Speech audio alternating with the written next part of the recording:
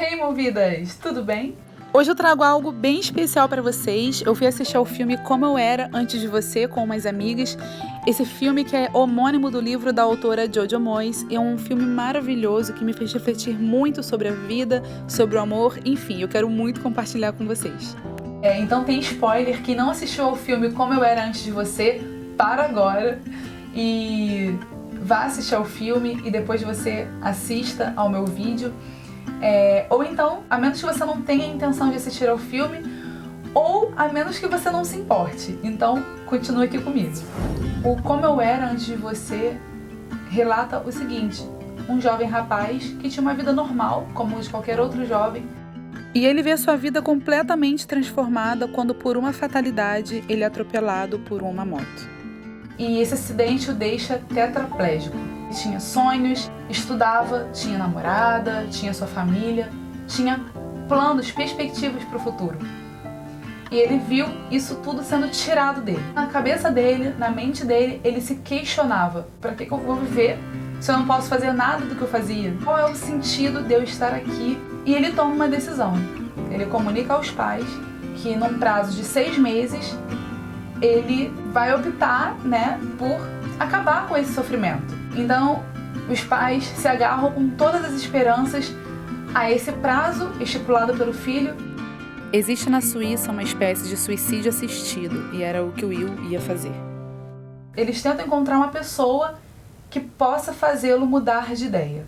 E é então que uma jovem muito peculiar, uma jovem diferente, especial, uma jovem muito especial, que é a Louisa, a Lou, ela entra na vida do William. Ela vem de uma família humilde e ela precisa de um trabalho. Ela é advertida de que ele tem um humor muitas vezes sarcástico, de que ele tem um humor muitas vezes antipático mesmo, ele é muitas vezes grosseiro, mas tudo isso é até compreensível.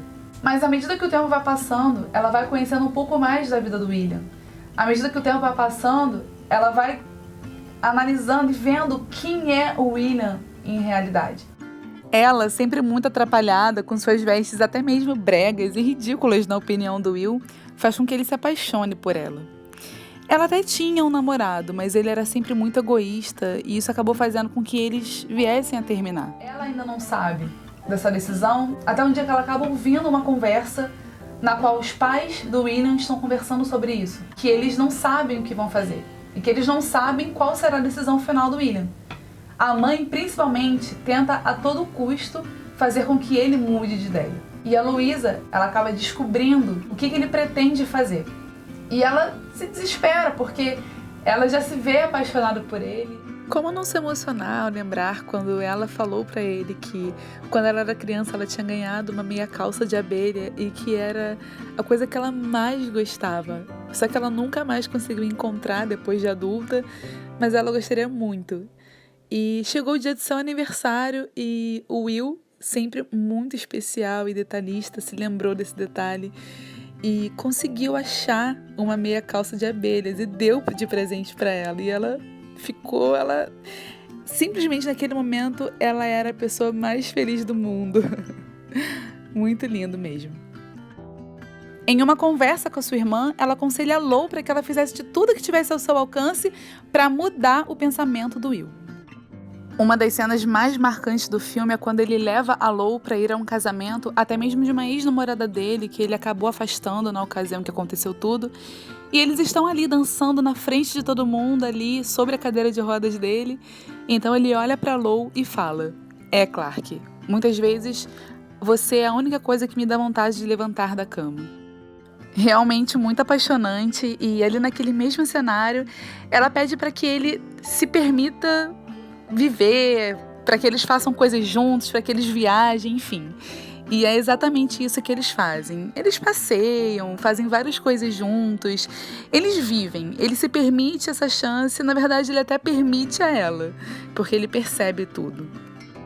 Um outro momento muito especial também foi quando ele a convida para ir a um concerto. Então ela aparece vestida com um vestido vermelho e usando uma echarpe rosa por cima, e ele fala: tira essa echarpe, porque se você vai usar um vestido desse, você precisa estar confiante, segura de si. Ele sempre tentando fazer com que ela fosse uma versão melhor dela mesma. E agora eu vou voltar um pouco aqui. Quando eu assisti ao trailer, eu pensei, cara, ela vai entrar na vida dele, ela vai fazer com que ele mude de ideia. Ela vai conseguir mexer no coraçãozinho dele e ele vai continuar vivendo, ele vai desistir dessa ideia, mas é o que o nosso eu tão esperançoso gostaria de ver. Mas não é assim que acontece. Até que em uma última conversa sobre esse assunto, ela fala pra ele que ele não pode fazer isso. Ela se abre pra ele, acaba confessando os seus sentimentos, acaba demonstrando o que sente por ele, mas mesmo assim, ele é irredutível. Ele pede pra que ela o acompanhe nesse momento final. E ela diz pra ele, Will, como você tem coragem de me pedir uma coisa dessas? Eu sou uma pessoa completamente a favor da vida e dificilmente apoiaria a decisão dele também. Mas como convencer alguém que está nessas condições a continuar com sua própria vida? Como fazer? Não tem como a gente julgar. Na cabeça dela era um ato egoísta dele, mas que na cabeça dele era um ato completamente altruísta. Porque ele queria que ela tivesse a oportunidade de estar com alguém que pudesse oferecer tudo aquilo que ele achava que não podia oferecer. E ela fica com muita raiva dele, ela fica com muita raiva achando que ele está desistindo, ele realmente está. E é então que ela resolve ir embora, ela resolve se afastar do Will de uma vez por todas. Ela tá isolada no quarto dela, ela tá sofrendo, ela tá chorando e o seu pai se aproxima e conversa com ela. Ele, de uma forma muito sábia, tenta fazer com que ela entenda que nem tudo depende dela. E ele diz para sua filha, você não pode mudar quem as pessoas são. E ela pergunta, então o que você pode fazer? E ele devolve dizendo, você pode amá-las. E isso fez todo sentido na cabeça dela. Essa conversa é completamente importante porque ela compreende que ela deve sim estar com ele nesse último momento, porque afinal de contas ele a escolheu para estar com ele nesse momento final, então ela sai correndo e vai encontrá-lo. Muitas pessoas podem ter se perguntado, por que o amor não venceu? Por que ela não conseguiu fazer com que ele mudasse de ideia? Então, eu vou compartilhar com vocês o pensamento de um amigo meu, Fabinho Gonçalves, e ele falou exatamente sobre essa questão no filme. O amor não é competitivo. O amor de verdade é companheiro, ele é amigo, ele é doação. Então, a gente pode lembrar do momento em que ela volta atrás e toma a decisão de apoiá-lo, Sempre ouvimos que ninguém muda ninguém. Mas algumas pessoas terão o poder de transformar as nossas vidas, dar um sentido, nos fazendo enxergar as possibilidades, as potencialidades. Elas vão entrar em nossas vidas e, seja o tempo que for, nos farão acreditar que podemos ir sempre mais do que imaginamos. Realmente, o amor está naquilo que necessariamente não vemos. Então, o melhor caminho nunca será tentar mudar quem quer que seja ou decisão alguma. O melhor caminho sempre será amar incondicionalmente. E a conclusão final que ele teve do filme foi: o amor venceu sim e deu nova direção, nova vida. E é exatamente isso, gente. Ela escuta seu pai sobre isso e ela percebe que realmente ela não pode mudar quem são as pessoas, mas ela pode amá-las. Acho que o mais legal, a ideia desse filme é justamente passar isso pra gente. Que nem tudo é como a gente quer, nem tudo vai acontecer da forma que a gente quer. Mas que a gente tem que procurar aproveitar aquilo que a gente já tem. A gente tem que procurar aproveitar aquilo que já está na nossa vida e ser grato por aquilo. A gente quer ver o final feliz, a gente quer acreditar que vai dar tudo certo no final. Eles vão ser felizes e ela vai mostrar uma outra vida pra ele. Mas o filme nos traz de volta a essa realidade, a realidade que vivemos.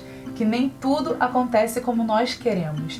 Nem tudo acontece da forma que gostaríamos que acontecesse.